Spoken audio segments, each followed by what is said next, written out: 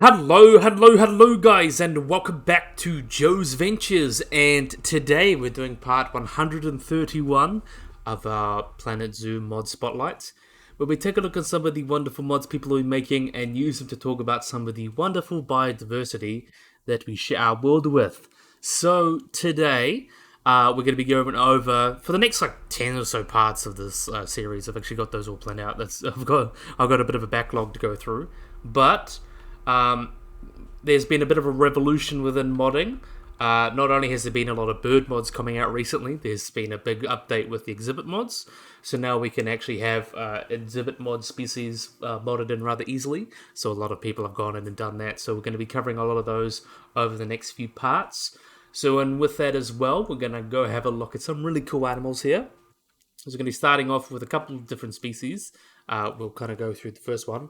This one here is the Hoffman's two-toed sloth. So the Hoffman's two-toed sloth was done by Leaf, Jen, and Inaki, and so was the other species of two-toed sloth that we're going through. So let's have a look at the different animals. So let's have a look in the camera. So this is a Linnaeus two-toed sloth. Not Linnaeus, Hoffman's. Let's see if we can find one that's sitting in the sun. There we are. Look at you, little friend. So, Hoffman's two-toed sloths, or Solotopus hoffmanni, also known as the northern two-toed sloth. They're a species of sloth that comes from Central and South America. And they got their name because it came from the German naturalist Karl Hoffman. That's where they kind of get the name from. So you can see, very similar to other species of sloths, they've got a big, bulky animal, heavily built with shaggy fur and quite slow movements. The reason they're called two-toed sloths is because the forefeet only have these two toes on them, or two fingers, or two claws, and the back have three. It's kind of the opposite, I think, four for three-toed, three for three-toed, and four for the three-toed. So yeah, something like that. And that's one of the main ways it tells them apart, even if they live in the same area. Another way you tell them apart is their longer snout, as well. And they have partially fused toes on the forefeet and the absent hair on the soles of its feet, and tend to be bigger than the other species of sloth. Well, bigger than most species of three-toed sloth. So, even though they look quite similar, they're actually quite distantly related. They're actually interesting thing about two and three-toed sloths is that they're actually descended from two independent groups of sloth that went to the trees independently. So the brachiopods of the three-toed sloths are more closely related to sloths like Megatherium and things like that, but these guys are more closely related to some of the bigger grousing ones like Myodon and things like that, which is really interesting, and a little bit of paleo fact for you guys. So often they can be confused with the Linnaeus two-toed sloth, as we get into before, but the easiest way to tell them apart is that they've got like this pinkish face to them, rather than the darkest face that the Linnaeus have, so it's the easiest way to tell them apart. So, in terms of their appearance, they get between about 54 to 72 centimeters, or about 21 to 28 inches in head to body length, and weigh about 2.1 to 9 kilograms, or about 4 to 19 pounds. And they do have stubby tails that get about 3 centimeters, and have long claws at about 5 to 6 centimeters, or about 22 to 2.5 inches. And females are actually, on average, larger than males, although they overlap quite a lot. And you can see their fur is quite tan, but they can have a greenish tint because of the algae that lives on them, which is interesting. So in terms of their habitat, they range in all sorts of tropical forests, from sea level up to 10,000 feet above sea level.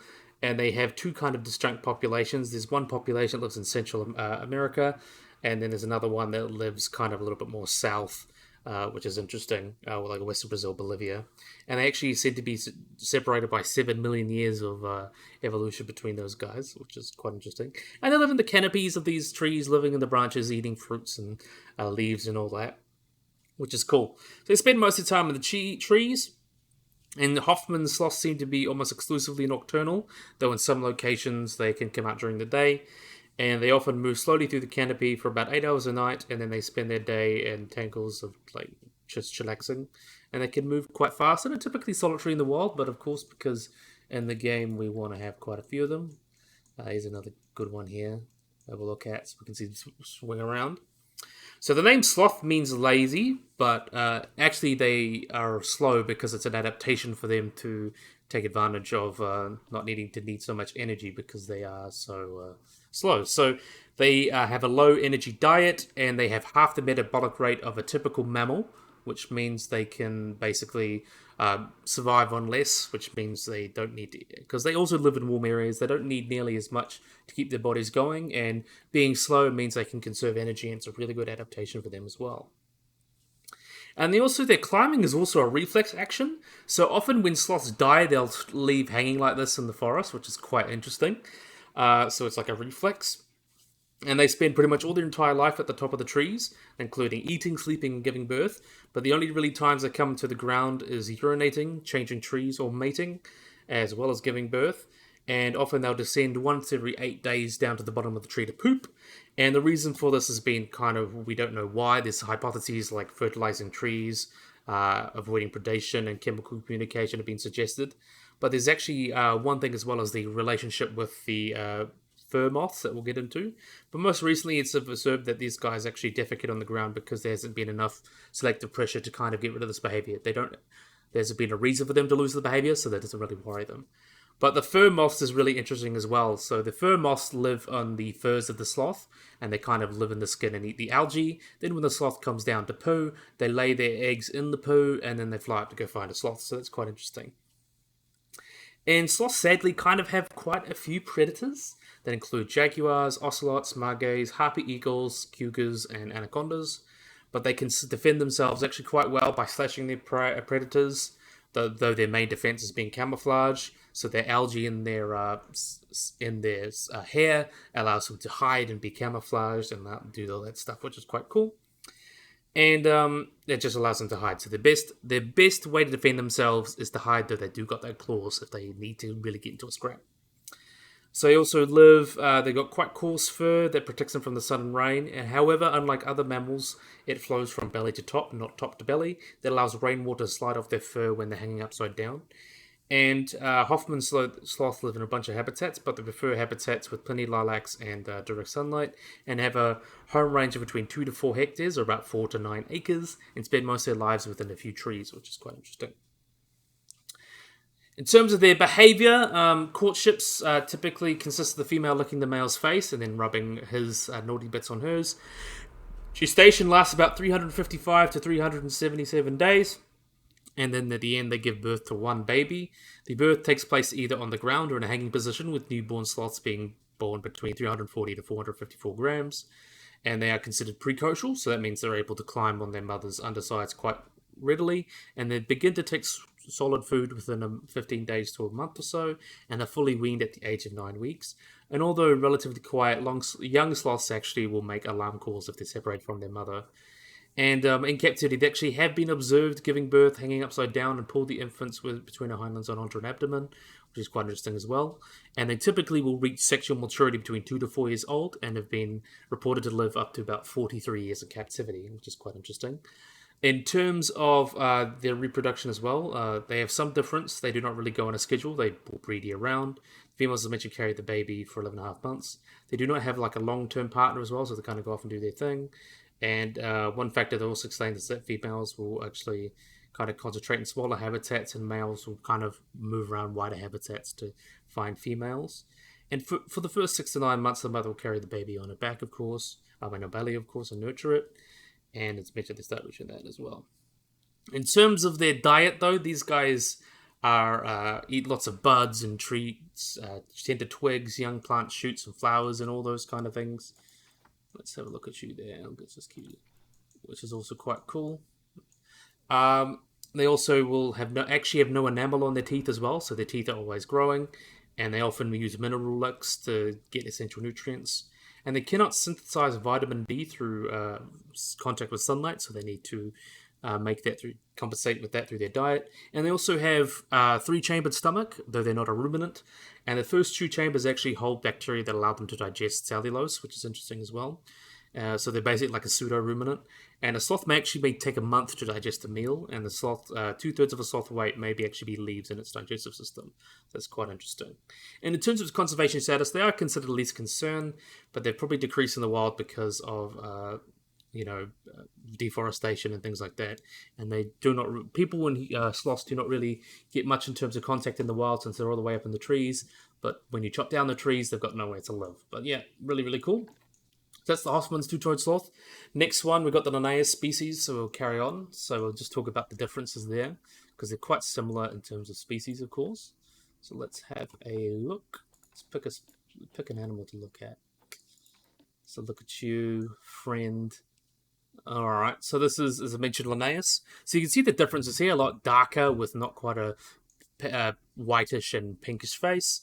So they're also known as the southern two-toed sloth. So these guys are found around like South America, Venezuela, Peru, Brazil, and there have been some evidence of them living in Bolivia. And they're also larger than Hoffman. So these are the largest living species of sloth. So males and females typically get about the same size, typically between 21 to 35 inches, and weigh between 9 to 24 pounds. And their fur, as you can see, is a brownish yellow to pale brown. However, in the fur, they can sometimes get that algae fur, some of the other sloth species. Their brown is the belly fur is slightly lighter, as undercoat as well. And the hair, as I mentioned, also flows different mammals. So in terms of their relationships as well, as I mentioned, these guys are xenothrans, so they are a group of South American animals that include like anteaters, and obviously sloths as well, armadillos, things like that. A really, really cool group. And modern sloths actually are not that closely related to the Ceopopidae and the Brachypodidae. So the two-toed sloths in the Ceopluridae and the three-toed sloths are in the Brachypodidae. And they belong in a family that includes a lot of extinct ground sloths, like Mylodon, as I mentioned. So really cool taxonomy there. In terms of their morphology, these guys are bigger. They have longer hair and bigger ears as well. Their ears are generally smaller than brachypods, and they have relatively few teeth. They have canines and incisors that lack incisors, and they don't have enamel, so they pretty much just grow constantly, which is interesting. In terms of ecology, very similar to Hoffman's, nocturnal and arboreal, lives up in trees, prey for lots of wildcats and ocelots and anacondas, things like that. Come down the poo from the trees. Not really too much difference between them. Two-toed sloths love hot, humid forests and tend to live in areas with lots of vine growth. Also similar in terms of things like hot and humid. They live in areas where there's lots of vine growth, as I mentioned. They make a lot of methane in their digestion, because there's lots of digestion going on. And they retain their digestion period for a long amount of time. That's why they poo so little. And the long digestion appears to be, with the high volume of methane, is actually more similar to other herbivores, which is quite interesting. So yeah, that's the two different species. You can see the difference here. These guys are bigger than Hoffman's and also don't have that white face and pink nose. So these guys are a little bit different. But yeah, really, really cool. Definitely a big fan. All did a great job. So next up, we've got a bat, another one. Really cool bats. This one is done by Leaf and Nick.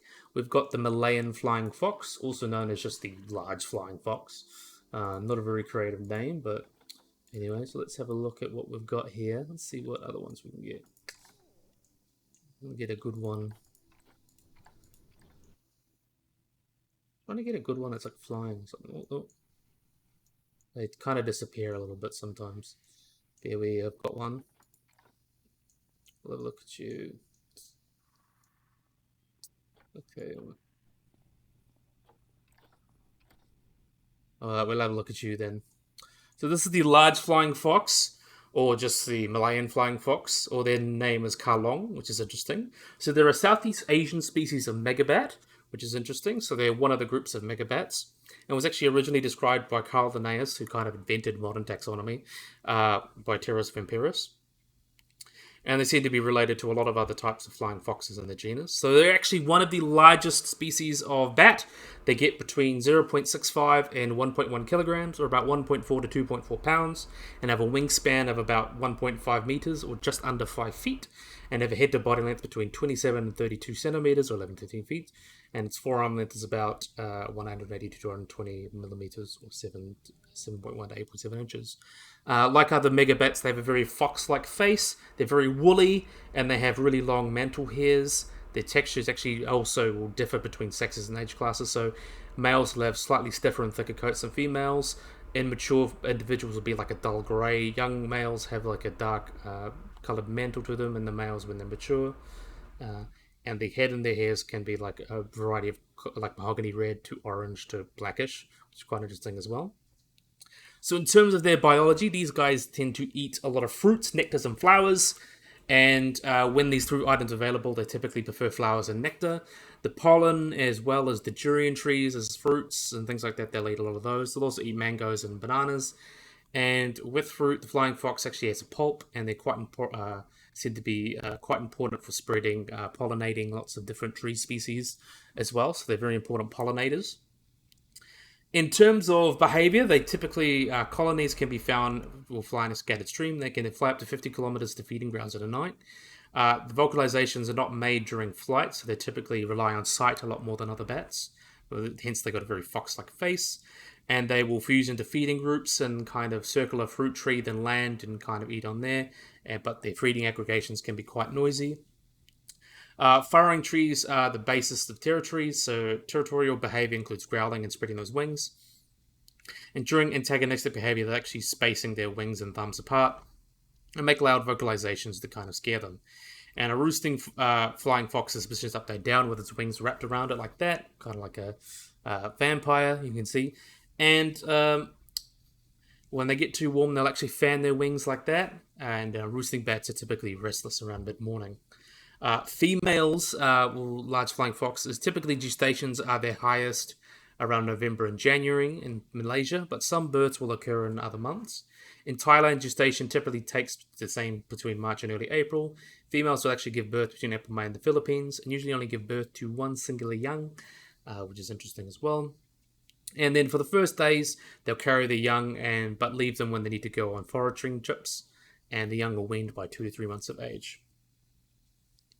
So as I mentioned, there are large flying fox. They live in Malaysia, the Philippines, all across pretty much Southeast Asia, and they seem to prefer coastal areas but can be found in higher elevations. They're typically like primary forests, so really healthy forests, mangrove forests, orchards, coconut groves, and other habitats. And those are the habitats they like. They tend to inhabit coastal areas, and they roost in colonies up to their thousands maximum. The biggest colonies have been recorded about 2,000 individuals, and colonies up to 10 to 20,000 have been reported.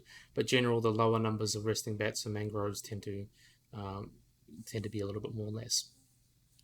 So, in terms of their relationship to humans, they are hunted for bushmeat. And in Malaysia, there's about just under 2,000 licenses were issued for hunting foxes, flying foxes.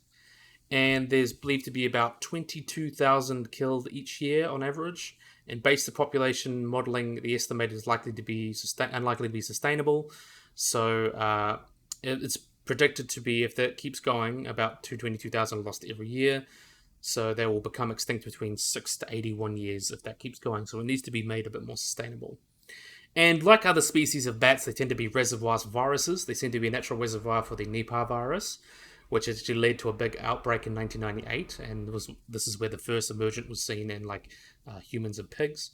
And as we all know with COVID and all that happening, bats can be great reservoirs for viruses because they fly around.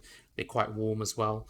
So they're a thing as well. But as of 2022, they are considered endangered species because of population, mainly hunting, but also deforestation is a big thing, especially in Southeast Asia. So that's why they're considered endangered.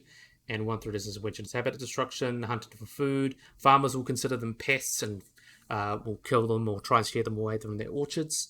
So yeah, they're kind of a little bit more demonized in Southeast Asia, but still really beautiful animals. How can you not love these wonderful big bats? Let's see if you can find one flying around. But you, big friend, we love them. Really cool. Okay, so we're going to have a look at our last exhibit animal. So really cool little guy here. So let's have a little looky-loo.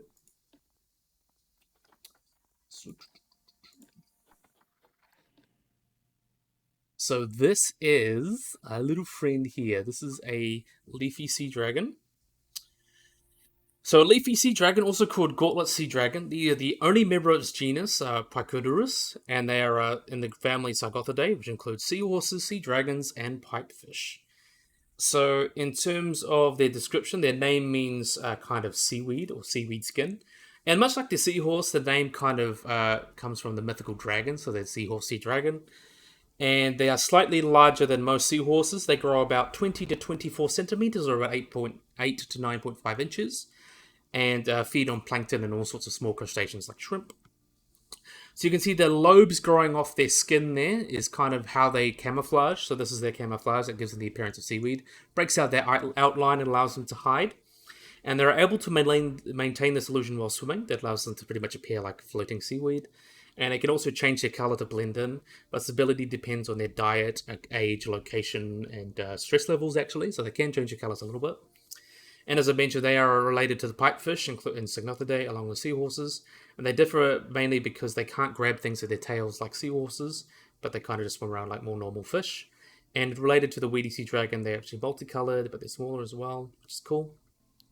And in terms of the habitat, they're typically only found in the waters of southern Australia, so they can be found in Victoria up to Perth, kind of that southern part. And individuals seem to have very restricted ranges, but they have actually recently discovered that they can actually travel 700 meters from their locale, so they're actually quite good at dispersing. And they're actually found typically over sand patches of water up to about 50 meters deep along like kelp-covered rocks and clumps of seagrass. And they're commonly sighted near Adelaide in South Australia, which is cool, by scuba divers. They also, in terms of their lifestyle, they typically live a solitary life. When the time comes, the males will support the female, they'll breed, and for the moment they hatch, the leafy sea dragons are completely independent, and by the age of 2, they're typically full grown and ready to breed again. So in terms of things more specific, they feed on amphipods, plankton, misted shrimp, and larval fish through their long pipe-like snout, so they're suction feeders. And in terms of reproduction, the male, like seahorses, male sea dragons will take care of the eggs. The female will produce up to 250 bright pink eggs and develop them into the male's tail through ovipositor. The eggs are then put in a brood patch and then supplied with oxygen. And after 9 weeks, the eggs begin to hatch, and then the eggs will turn bright purple and orange over that period. And then the young emerge with the male will pump his tail and kind of spew them out, which is interesting. And the male will aid their hatchlings by shaking his tail and rubbing his tail against seaweed and rocks to help them be born. And once born, they're completely independent, be able to eat all sorts, but typically only 5% of these babies survive, with each newborn having a little egg sac as well that allows them to just basically vibe around and walk around, swim around for the next few days before they're needing to eat. But most of the time, they'll actually get eaten before that time, so, which is interesting. And with how these guys swim, they actually swim along the side using their heads to steer and turn. However, their outer skin is fairly rigid, so they tend to be hang out in one location for like things like time and kind of hang out, which is cool. But in terms of their conservation, sadly, they are subject to many threats that are both natural and man-made. They can be caught by collectors for obviously the pet trade, but also alternative medicines like a lot of other seahorses, and that's a very bad thing. Up to about 150 million of them can be caught every year for those traditional medicines. They're also vulnerable when they're first born and are quite slow swimmers. That means if they get spotted, they can't get away very well. And sea dragons can be sometimes washed ashore. And they're thought to be also endangered by pollution and runoff. And in response to these dangers, they're actually considered totally protected by Australia's government, which is good. And due to protective laws, they are quite expensive to get in captivity, and they must come from breeding stock, and exporters must prove that. So luckily they have some kind of breeding stock, but they're quite difficult to maintain in aquariums. Though typically they're only kept in public aquariums because they're the only ones that can really afford to maintain them due to funding and knowledge. And attempts to breed them in captivity have so far been unacceptable, not very successful. But there are a few zoos, aquariums around the world that have leafy and weedy sea dragons. So like Sydney Aquarium, Toronto Aquarium, United States, quite a few, things like that. But yeah, really, really cool little animal here. And we do love sea dragons. So next up, we're going to move on. So that was done by Leaf and Nick, did the Malayan flying fox. And Leaf and Jen, I believe, did the leafy sea dragon. So did a great job there. So next up, we're going to have a look at a habitat animal for a change. This one is done by Lorby. We have got the Titi monkey. So really, really cool, guys. Oh, that's not wanted to click. Titi monkey, or the coppery Titi monkey. It's also called the red Titi monkey. So this is a type of Titi monkey that's native to South America. And they typically are found in habitats like lowland, tropical or subtropical rainforests, and found in those forests, with populations being found in Peru and Brazil and Bolivia, so those kind of places. But they are likely considered least concern. In terms of their diet as well, these guys are typically feed a lot on fruit and insects. They spend about nearly 75% of their time eating fruit, but the others they'll feed on leaves and insects and things like that.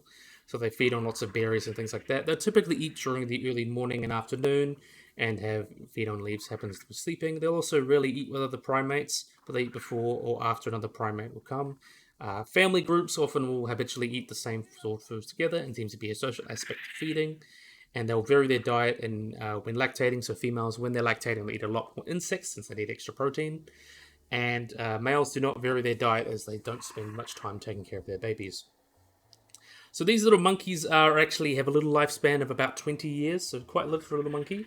And in terms of their behavior, these guys are also kind of diurnal and quietly arboreal, so like other lots of species of Titi monkeys. And they live in family groups that have about a dominant pair and about 3 generations of offspring, with the adult pairs being monogamous and mating for life. And then the family members will tail swing and things like that. And their tails are not prehensile like a lot of other monkeys, so they don't use that to grip. And when first mating, they'll smell each other's faces as they have like glands that they can secrete to kind of mark territories and communicate with each other. Also using a lot of visual cues such as displays like shaking their head to be able to communicate with each other. And in terms of other behaviors, uh, they've actually been seen chewing on cicotta leaves to self-medicate through fur rubbing as well. And actually, a lot of people actually use this in traditional medicines, so it seems to be a way to actually self-medicate, having antiviral, antibacterial properties as well. So that's quite cool. And females will show behaviors to their bonded pair of same-sex intruders show strong relationships. So if a successful intruder will go away, and the reproductive success of the monogamous breeding pair, which is cool. And other than being an offspring introduced by the couple, the activity bug of these monkeys will change. The mother will feed more and rested less, as these males will feed less and rested more. That's because the female will forage to feed the baby, and the male will hold the baby more to protect it, which is interesting as well. They also have some very interesting anti-predator behaviors. So they've been seen to have a mobbing behavior. So what happens is one male will start an alarm call, trigger the other to join, and kind of alarm it, and then and then they'll move around the predator sporadically and kind of just spook it, and this mobbing behavior kind of scares them away, which is interesting.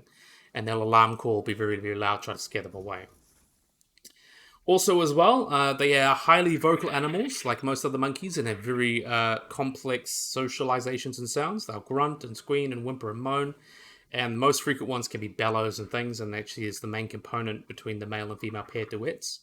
So typically, these duets have daily performances that happen before sunrise or during sunrise, during the edge of their territories, as a way to mark territorial boundaries.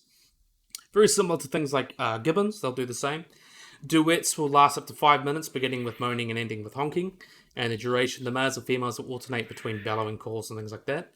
The amount of time is synchronized and changes over time. And newly paired couples will actually spend more time between transitions, with older pairs having less variability. So it seems to whether they have an effect in duetting. Things like they'll be duet less on overcast days, for example, or duet more during overcast days and clear ones, but they do not duet when it rains. And these vocalizations can be quite loud. They can be heard for over a kilometer, and sometimes in different pitches as well. And they can also be identified by the individuality as well. So adult vocalizations can be identifiable for an 83% accuracy for certain individuals as well, which is interesting. So so pretty much you can recognize where your territory is and who territory is next to you. So if they're being a bit too cheeky, you know, got to deal about it. And smelling is also very important for these TT monkeys. To identify them close, they'll smell each other's faces, and they'll also smell their genitalia as well. So in terms of their conservation, things like that, in terms of their ecology, they spread a lot of fruits through the forest, so that means they're a great way of dispersing fruits. Very similar to other monkeys, elephants, pretty much every big animal in the forest, including bats as well. And they're quite important prey for things that are hunted by bird of prey. Many types of cats, including feral cats, ocelots, things like boas, taras as well, capuchin monkeys as well, have been prey upon these guys. And threats from humans are low, as they do not be eaten a lot by hunters, but they can be occasionally hunted for bushmeat and their tails. And due to their remote location, and there haven't been a lot of hunting around that area and a lot of deforestation around that area, which is good, they are considered least concerned by the IUCN. So, really good little animal. And Lorby did a great job showing off these guys. Let's have a look at the cute little baby. Look at these cute little babies. Adorable little mans. Cute little monkey. Definitely a big fan. So, nice little TT monkey there. Let's have a look at the next one. So next one is done by Monsoon. Monsoon always does a wonderful job. We've got the great white pelican. So really, really cool. So the great white pelican, also called the rosy pelican or just the white pelican, is a bird from the pelican family and can be found around Southeast Asia to Africa and shallow lakes as well. So they're a huge bird. They're actually only the Dalmatian pelican, which is from the New World, is on average larger. They get about 140 to 180 centimeters, or about 55 to 71 inches in length, with a 28 to 47 centimeter, or about 11 to 18 inch, enormous pink and yellow bill, and this kind of pale yellow gular pouch that expands like most of the pelicans. Their wingspan is between 226 to 360 centimeters, or about 7.5 feet to 11 feet, which is actually the highest among any extant flying animal outside of the great albatross, which is quite interesting. Typically, they'll weigh between about 175 centimeters to 69 inches in length and weigh between 9 to 15 kilograms. Though some races can be a little bit different. There's a lot of variation between populations. As you can see, the male has a downward bend at their neck and the female has a shorter, sharper beak. And their plumage is predominantly white with a little bit of plume feathers there. Primary feathers are black as well with white shafts and bases. And they're typically mostly white with some black secondary and covert feathers. The juveniles, as you can see as well, are typically darker colors, as you can kind of see here. Black brownish. And mostly dull white underwoods as well, with brown wing tips as well. So you can see this is kind of what they look like. It's kind of hard when they're like such similar colors. You can see those darker wing colors as well under them. And the main way they can be distinguished is their plumage with a naked face and feathering on their forehead tapering to a fine point, along with this like little bit of a plume behind their neck hair, which is interesting. And that's one of the main ways you tell them apart. And they're typically silent, but they can produce really low grunting calls or like a deep moo sound as well. So in terms of their distribution and habitat, typically they can range from like Africa. They live mostly throughout Africa, up into the Paleoarctic as well. So there's most of like Central Asia, parts of Southeast Asia as well, and India. So it's quite a wide range. Typically, the breeding range will be from Ethiopia, Tanzania, northern Cameroon to Nigerian Africa, but there have been reported breeding in Zambia, Botswana, and South Africa. It's estimated in the 1990s between 6,700 to 11,000 breeding pairs breeded about 23 to 25 breeding sites were found in the Palearctic region, and the study found about 3 to 4,000.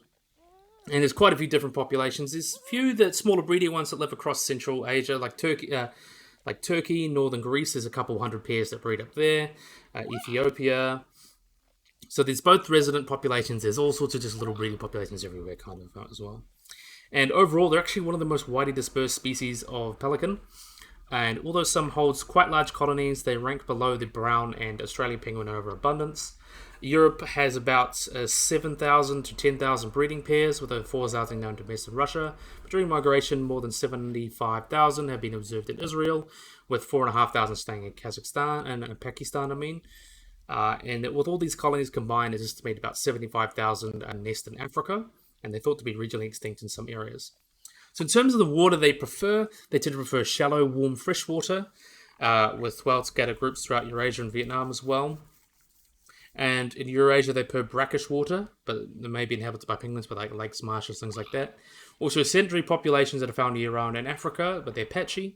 But in these places, they often like freshwater or alkaline lakes and hang around there, which is quite interesting. So they're quite highly social birds and well adapted for aquatic life. They have short legs with webbed feet that are able to push them around, and they're soaring birds. They're quite able to soar quite well. And they can actually hold their heads like in a V-shaped formation and be able to fly in a glide as well. And hold their heads up, and then they fly in a V formation to allow them to migrate. In terms of their diet, they typically feed on fish, and they typically leave its roost to feed early in the morning and may fly up to 100 kilometers in search of food. They typically need between 0.9 to 1.4 kilograms or about 2 to 3 pounds of fish every day, which means they need to eat 28,000 kilograms or 62,000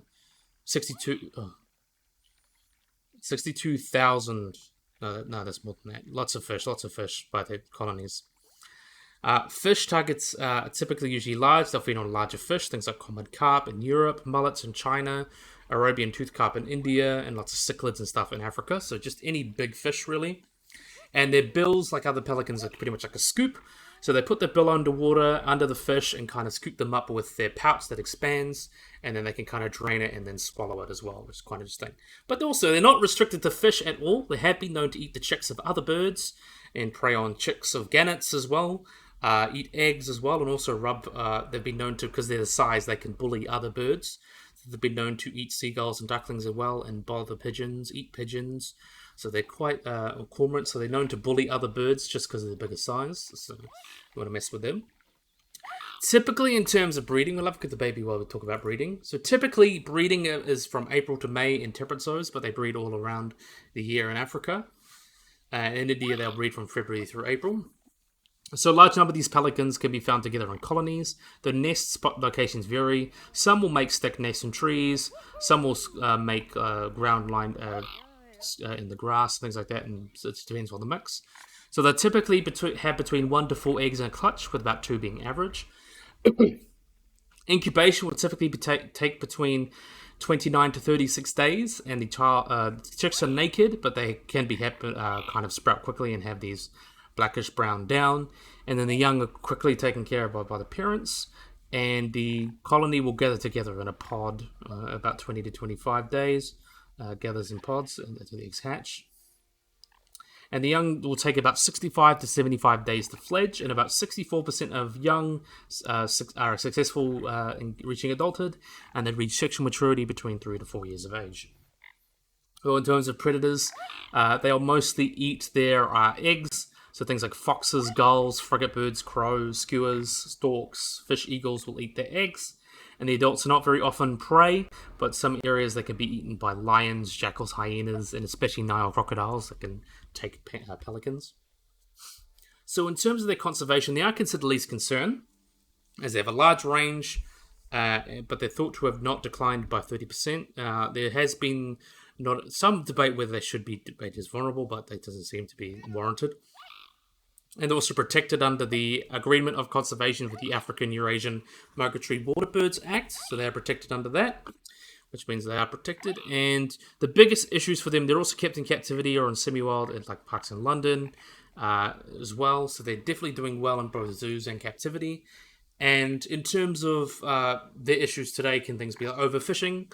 So that means they have to fly a longer distance to find food, and adult birds can abandon breeding colonies because of shortage of food. Overfishing, habitat disturbances can disturb the parents, so like draining of wetlands, things like that. Their pouch can be killed. They're killed to make like pouches for tobacco bags. Leather and the guano is used as fertilizer, and the fat from its young is converted into oils for traditional medicines in China and India. So they are hunted and also sought out for their meat, but overall they are considered okay. But there have been some declines noted in the Paleoarctic, so it's a little bit of a worry, but they are considered least concern, so they're not in dangerous worry about extinction, which is good. So that was another great mod. Monsoon really did a wonderful job. So last but certainly not least, we have got a little mammal. I know we love our mammals. We have got the Culpeo, done by Great Cake Mods, who's really been knocking out the park lately with all sorts of really wonderful mods. And you'll see to come, there's going to be some really awesome mods. So this is the Culpeo, also known as the Andean wolf, the Andean fox, the Andean Zorro, or Culpeo fox. It's got a few names. They are a species of South American fox. And though they're actually... even though they're considered a fox, they're not a true fox, but they're actually more closely related to wolves and jackals, and they seem to have resemble foxes because of convergent evolution. So they live in the same kind of habitats, so that's why they kind of look the same.